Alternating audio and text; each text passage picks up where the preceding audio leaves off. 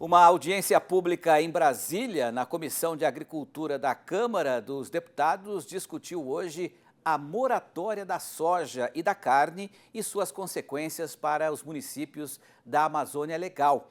Enquanto a ProSoja Brasil é contra, a ABIOV, Associação Brasileira das Indústrias de Óleos Vegetais, diz que se o Brasil não respeitá-la, haverá boicote internacional à soja brasileira.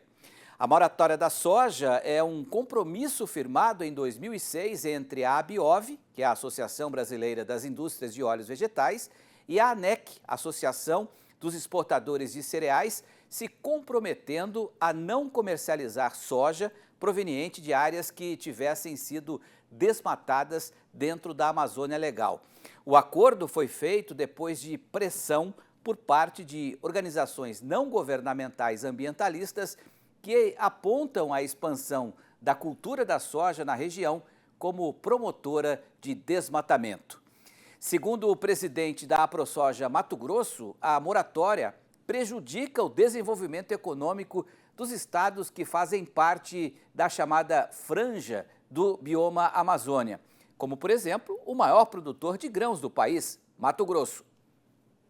Essa é a pauta que é mais cobrada dentro das nossas entidades, devido à grande injustiça que ela causa, principalmente no que toca ao direito de propriedade, ao direito de uso da terra, impactando não somente os nossos produtores, mas impactando a economia dos nossos municípios, dos nossos estados e cada cidadão que vive neles.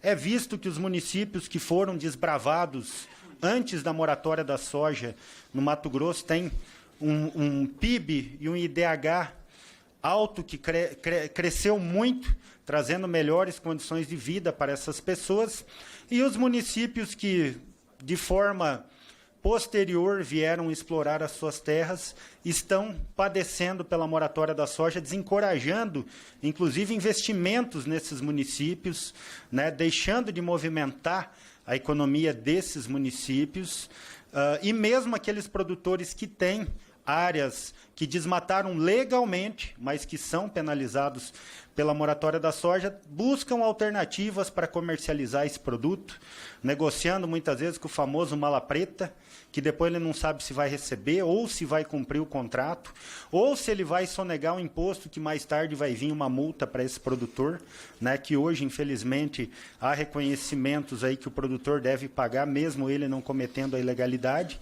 Então, são vários os prejuízos que a moratória da soja tem causado para os nossos produtores. Pois é, nessa comissão, o presidente da ABIOV, o André Nassar, propôs 3 medidas a curto prazo em busca de uma solução. A primeira delas é a possibilidade do produtor assinar um termo de compromisso para regularizar a sua produção. Aprovado esse termo de compromisso, tem um ritual que a gente faz, por isso que é super importante os produtores fazerem parte do GTS, porque eles vão passar a influenciar o ritual. Porque hoje o ritual somos nós e as ONGs.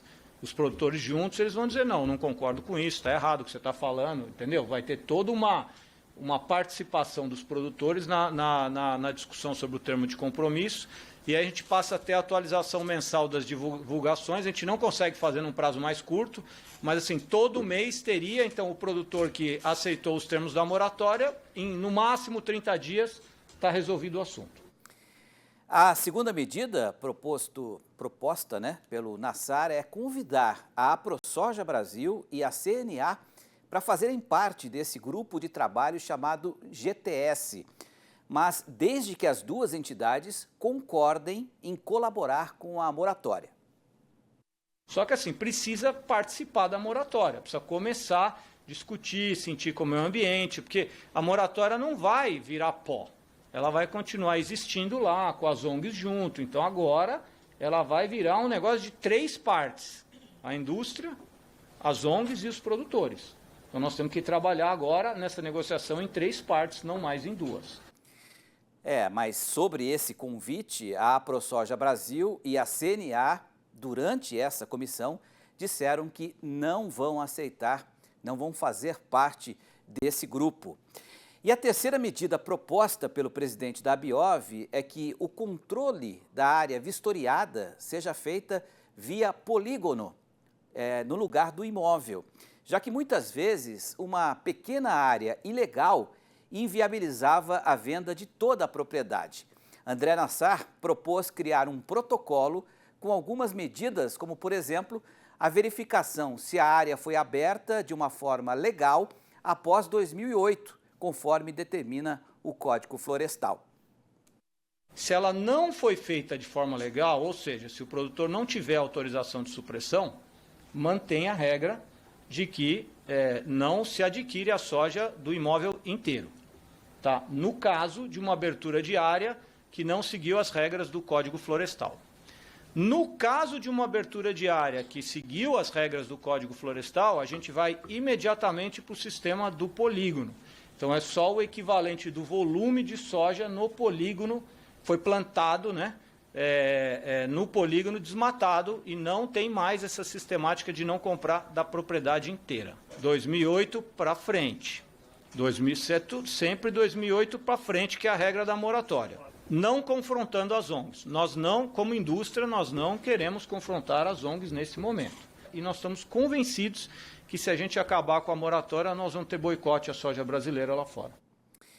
Para o presidente da Comissão de Cereais e Oleaginosas da CNA, André Dobashi, a moratória da soja tem que ter regras mais claras para diferenciar uma legítima conversão de uma área degradada, né, ou de um desmatamento ilegal. A gente nunca pode confundir a conversão de áreas degradadas em sistemas altamente produtivos com desmatamento. Áreas que não produzem absolutamente nada, que foram ali não entraram em sistemas de produção, porque talvez na época existia uma dificuldade financeira, acabou virando aí uma juquira, uma sujeira, o produtor quer transformar aquilo num sistema que produz alguma coisa e ele é confundido com o desmatamento. Muitas vezes ele teve uma autorização de uso e aí depois isso foi confundido e acabou virando desmatamento, e aí ele é penalizado. Então, essa confusão existe sim, a gente sabe que existe não só lá no bioma amazônico, existe no Brasil inteiro, e a palavra conversão de áreas degradadas em sistemas de produção não existe, ela simplesmente vira desmatamento e a gente precisa combater isso. Então, que fique claro esses dois pontos. A ilegalidade a gente é contra e a gente também é contra a não distinção de sistemas de produção, de conversão, né? Vamos convocar o Miguel Daoud, então, para comentar esse tema tão complexo, né, Daoud? Porque eu fiz questão de acompanhar de perto essas mais de 2 horas de audiência. Eu acho muito importante, né, esse tipo de discussão, porque pelo menos aponta soluções, né? E me pareceu que a posição aí do André Nassar é de um intermediário ali, né, entre exigências que se faz no mercado internacional, uma realidade que muitas vezes é distorcida aqui, né, da produção brasileira de alimentos, e está tentando se encontrar uma solução que no caminho que todo mundo quer é o desenvolvimento sustentável, né, maior produção de alimentos com desenvolvimento sustentável. Qual que é a análise que você, com toda a sua experiência, Daoud, faz desse atual momento e dessa discussão, hein? Boa noite.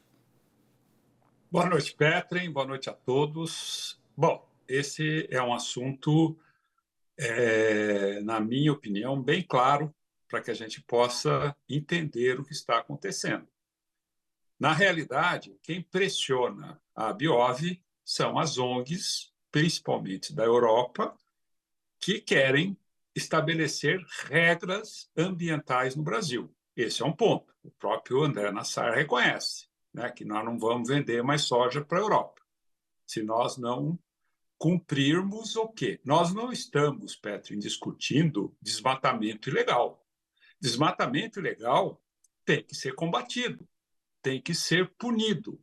É crime. O que nós estamos falando é de desmatamento dentro da legislação brasileira. De repente, uma entidade, né, internacional, as ONGs, que não olham o que ocorre dentro dos seus países, que hoje, se nós considerarmos a emissão de carbono no planeta Terra, a maior parte vem da China, Estados Unidos, Europa, né? Cuja Europa tem aqui no Brasil grande parte do seu mercado de produção, e nós nunca cobramos deles se os carros, o que vem para cá, sim, segue protocolos fixados pelas ONGs que eles têm lá, né? Então, nesse aspecto, eu não concordo. Eu acho que quando você estabelece uma regra e você fala, não, vai ter que ser assim, temos que deixar claro o que vai ter que ser assim. Hoje, o André já está colocando alguma flexibilização diante dessa questão. Quer dizer, eu tenho uma área ali que eu tenho do lado uma terra degradada, eu vou, planto ali, aí eu condeno toda a minha área. E muitos produtores, Petri, na franja ali do bioma amazônico, estão assim, não conseguem mais produzir. Então, qual é a lógica de 2008 para cá, né? Esse acordo foi feito em 2006, 2008, é o momento em que você fala, não, soja, produtos vindos de área desmatada, né? Eu tenho outros produtos também, nós não vamos comprar mais. Agora, espera aí, o Brasil tem um código florestal. O Brasil preserva a sua floresta, tanto que nós temos aí quase 70% da nossa floresta preservada. O Brasil tem na Amazônia 30 milhões de brasileiros que vivem na pobreza, muitos deles na pobreza, porque não existe um sistema de exploração sustentável da floresta. Então, porque eles estão na floresta amazônica, não estou a favor de desmatar, longe de mim. Eu estou a favor de um consenso que dê à nossa pátria a soberania da nossa nação. Nós não podemos. Quanto que a Europa importa do Brasil? Não vai fazer falta para o Brasil o que ela importa, né? Ela importa. Não, mas aí é um parâmetro, porque o Brasil vem desenvolvendo. Se você pegar as grandes empresas no Brasil que produzem, que estão voltadas para o agronegócio, elas investem muito na sustentabilidade. Então, eu acho que nós temos que ser bem claro e mostrar que nós não vamos, desculpa, Petri, receber ordem de ONG, tá certo? Qual é o objetivo? Ah, mas senão não vão comprar soja de nós. Ah, tudo bem, vamos conversar. Temos que mostrar. O produtor rural brasileiro hoje... Aliás, Daudi, você fala das ONGs, desculpa te interromper, mas é importante. Você fala das ONGs, as ONGs foram convidadas e nenhuma delas se dispôs a participar dessa comissão. Isso, para mim, é um ponto nebuloso, né? Porque se elas estão envolvidas, no mínimo, elas também tinham que apresentar os seus argumentos, não? Logo. Ô, Petri, eu conheço muito bem essas regiões. O produtor rural tem desmatamento ilegal? Tem. E ele sabe, quando ele faz isso, que ele é punido. Agora, 99%, eu diria, dos produtores brasileiros foram os primeiros a ter consciência ambiental. Foram os primeiros que estão pagando, né, esses produtores no Brasil. Você pega a região do Sul, a região uma parte ali do Centro-Oeste, com seca, né, são os primeiros que estão pagando a consequência da emissão de gases na atmosfera por esses países que estão aqui querendo ditar regras, Pé. É isso. Eu não sou contra. Eu acho que o comércio é isso, é conversar. Então, nós temos que, sim, apurar por que isso acontece. Nós temos que defender sempre, né, a preservação ambiental, a produção sustentada. Nós temos que preservar isso. Mas agora não pode ter regras que não é legislação, que fere a legislação brasileira. Por que eu não posso desmatar se eu estou dentro da lei? Por quê? Ah, não, mas aí a Europa não vai comprar. Mas espera aí, a Europa vai dizer o que eu tenho que fazer? Nós precisamos desenvolver a nossa infraestrutura. Agora, quem vai investir no Brasil com essa situação? É verdade. Com essa incógnita que nós temos em relação a esse tratamento. Então, eu vou finalizar meu comentário, porque eu não quero falar mais, né? Eu quero ser passivo aí, para fazer o comentário pacífico, perdão, porque, na realidade, é enervante. Meu amigo, você da área urbana, olha, vocês não têm noção o que o produtor sofre. E esse país, chamado Brasil, só vai conseguir se desenvolver com uma atividade que hoje incorpora emprego, renda, que é a agroindústria, o agronegócio, a pecuária. São sistemas que nós temos. Agora, nós não podemos aceitar a ordem de ONG. Desculpa, não podemos.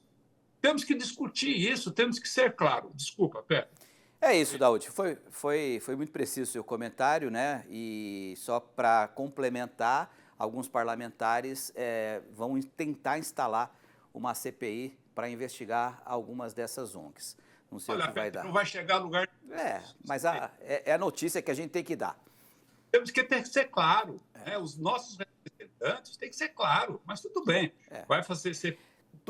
Do mesmo jeito, Daúde, do mesmo jeito que a gente tem que separar, né, o produtor sustentável, aquele responsável, daquele que desmata ilegalmente, a gente também tem que separar as ONGs, né, aquelas que têm boas intenções daquelas que têm interesses econômicos e são motivadas por outros motivos. Eu não quero dizer isso, mas já que você colocou, boa parte disso é interesse econômico. Ah, sim, sem dúvida. Compara o quanto nós exportamos para a Europa. O que eles querem? Ração para alimentar os animais dele para poder produzir proteína animal. Por isso... Quer dizer, agora, daqui a pouco, eles vão incluir os pampas nisso. Você já imaginou? Por isso que todos têm que estar sentados à mesa para tentar encontrar uma solução que seja bom para todas as partes. Obrigado, Daúde.